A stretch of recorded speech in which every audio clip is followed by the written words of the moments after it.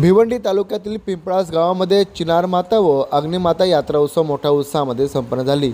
शेकडोंच्या संख्येने भाविक भक्तांनी मातेचे दर्शन घेतले। यात्रा उत्सवानिमित्त संपूर्ण गावातील ग्रामस्थ यांनी मोठ्या संख्येने एकत्रित पालखी सोहळ्याचे आयोजन देखील करण्यात आले होते।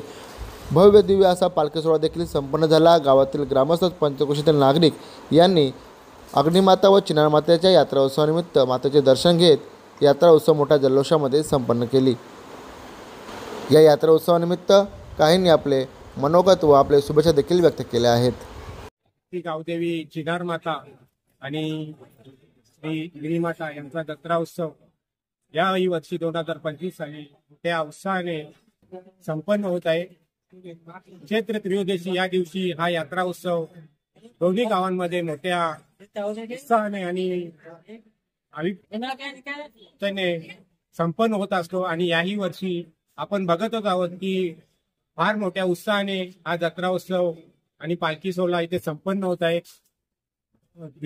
रिवाजाप्रमाणे दोन्ही गावातून देवीची जी वरात असते दुपारी 12 वाजता निघते आणि मंदिरामध्ये 1 वाजेपर्यंत पोहोचते। आपण हा जो भव्य असा मंदिर बघत आहोत, या मंदिराचा लोकार्पण सोहळा 26 मार्च 2025 रोजी संपन्न झाला।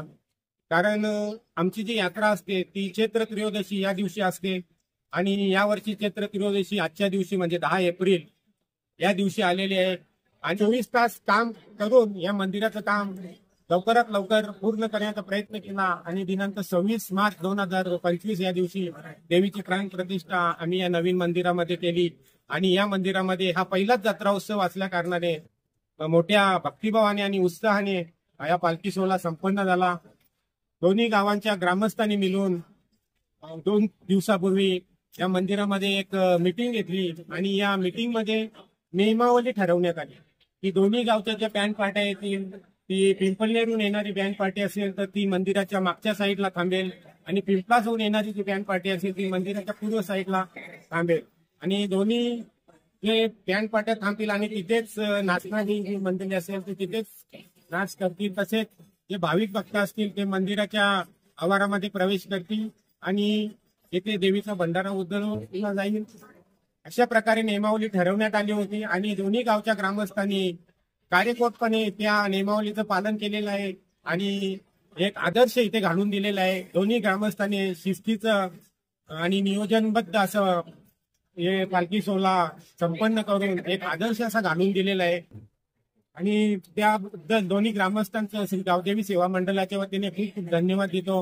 ही गावदेवी अग्निमाता वसलेली आहे तर गावाच्या पश्चिम दिशेला गावदेवी चिनार माता ही वसलेली आहे आणि या 2 देवींच्या मध्ये हे गाव मध्ये वसलेलं आहे।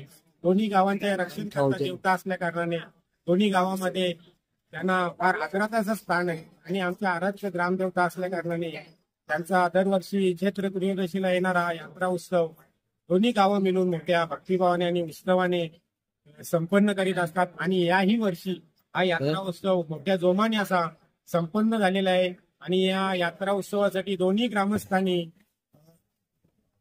भरपूर असं मोलाचं सहकार्य केलेलं आहे। दोन्ही गावांनी जी नियमावली ठरवण्यात आली होती त्या नियमाप्रमाणेच आपल्या नियमाचं पालन केलेलं आहे आणि एक आदर्श घालून दिलेला आहे। त्याबद्दल दोन्ही ग्रामस्थांचं पुन्हा एकदा मी आभार व्यक्त करतो।